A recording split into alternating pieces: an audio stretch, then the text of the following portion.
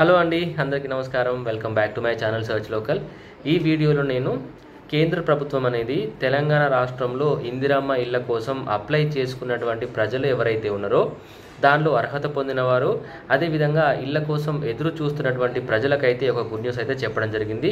ఈ good news ఏంటి అంటే దాదాపుగా 1,00,000 ఇళ్లని కేంద్ర ప్రభుత్వం అనేది PM ఆవాస్ యోజన కింద తెలంగాణ రాష్ట్రానికి అయితే ఇస్తున్నట్టుగా ప్రకటించింది. సో దీనికోసం దాదాపుగా వాళ్ళు 1,500 కోట్ల రూపాయలు కూడా మన రాష్ట్ర ప్రభుత్వానికి ఇస్తున్నట్టుగా అయితే కేంద్ర ప్రభుత్వం అయితే తెలియజేసింది. సో 1,500 కోట్లు మరి రాష్ట్ర ప్రభుత్వం అనేది ఎవరికి ఇవ్వబోతుంది, అదేవిధంగా కేంద్ర ప్రభుత్వం ఇస్తున్నటువంటి ఈ 1,00,000 ఇల్లు ఎవరికి అనేది ఈ వీడియోలో మీతో నేను షేర్ చేసుకోబోతున్నాను. సో ఎక్కడ కూడా స్కిప్ చేయకుండా చివరి వరకు చూడండి. చూసిన తర్వాత మీకు ఈ వీడియో యూస్ఫుల్ అనిపిస్తే ప్లీజ్ లైక్ చేయండి.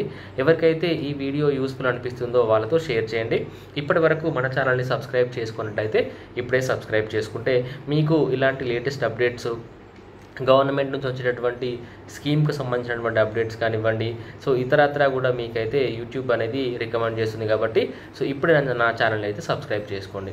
సో కేంద్ర ప్రభుత్వం ఇస్తున్నటువంటి ఈ 1,00,000 ఇల్లు ప్రధానమంత్రి ఆవాస్ యోజన కింద తెలంగాణ రాష్ట్రంలో ఇందిరమ్మ ఇళ్ల కోసం అప్లై చేసుకున్నటువంటి అర్బన్ ఏరియా అంటే లైక్ పట్టణ ప్రాంతాల్లో అప్లై చేసుకుని అర్హుల జాబితాలో ఉన్నటువంటి వాళ్ళ కోసం మాత్రమే.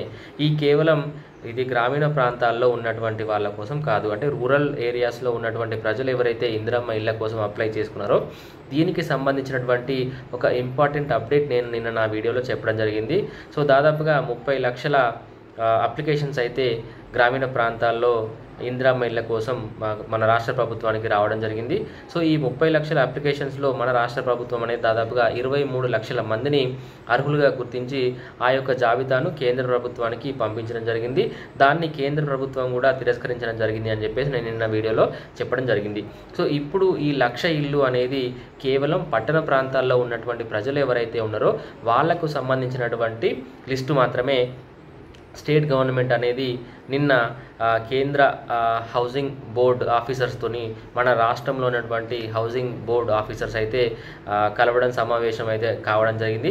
ఈ సమావేశం అనంతరం కేంద్ర హౌసింగ్ బోర్డ్ ఆఫీసర్స్ ఎవరైతే ఉన్నారో అధికారులు వాళ్ళు 1,00,000 ఇల్లు ప్రధానమంత్రి ఆవాస్ యోజన కింద మన రాష్ట్రానికి ఇవ్వబోతున్నట్టుగా వాళ్ళు అంగీకారం తెలిపినట్టుగా మనకు సమాచారం. సో దీనికి సంబంధించి దాదాపుగా వాళ్ళు 1,500 కోట్ల రూపాయలు కూడా మన రాష్ట్ర ప్రభుత్వానికి చెల్లించబోతున్నట్టుగా సమాచారం ఉంది. సో దీనిలో కేంద్ర ప్రభుత్వం అనేది రాష్ట్ర ప్రభుత్వానికి గ్రామీణ ఇందిరమ్మ ఇళ్ల పథకం కోసము పట్టణ ప్రాంతాల్లో ఉన్నటువంటి ప్రజలకి ఒక ఇంటికి 1,50,000 చొప్పున, అదేవిధంగా గ్రామీణ ప్రాంతాల్లో ఎక్కువ ఇంటికి ఒక ఇందిరమ్మ ఇంటి కోసం 72,000 రూపాయలు ఇస్తామని చెప్పేసి ఆల్రెడీ గతంలోనే వాళ్ళైతే ఒక అంగీకారం అయితే చేసుకోవడం జరిగింది. సో దీనికి అనుగుణంగానే ఇప్పుడు 1,00,000 ఇళ్లకు దాదాపుగా 1,00,000 ఇంటూ 1,50,000 అంటే దాదాపుగా 1,500 కోట్లు అయితే వీళ్ళు ఇస్తున్నట్టుగా సమాచారం. సో నిన్న మనం చెప్పినట్టుగా ఏంటంటే గ్రామీణ ప్రాంతాల్లో ఉన్నటువంటి ఈ యొక్క 23 లక్షల అర్హుల జాబితాని కేంద్రం తిరస్కరించడానికి గల కారణం ఏంటి అంటే ఏదైతే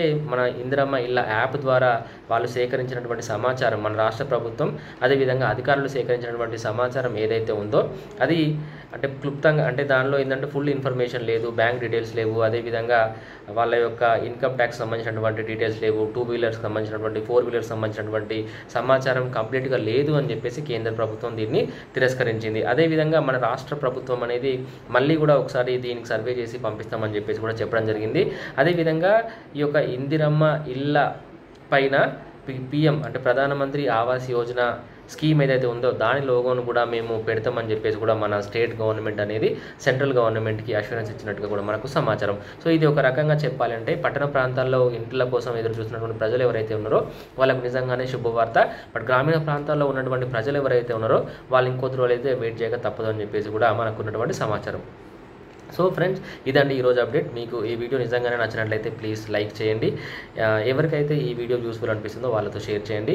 ఇప్పటి వరకు మన ఛానల్ని సబ్స్క్రైబ్ చేసుకున్నట్లయితే సబ్స్క్రైబ్ చేసుకోండి. సో కేంద్ర ప్రభుత్వం ఇచ్చినటువంటి ఈ యొక్క 1,00,000 ఇళ్ళు మీకు నిజంగానే మీకు హ్యాపీ అనిపిస్తుందా లేదా అనేది కూడా నాకు కామెంట్స్లో చెప్పండి.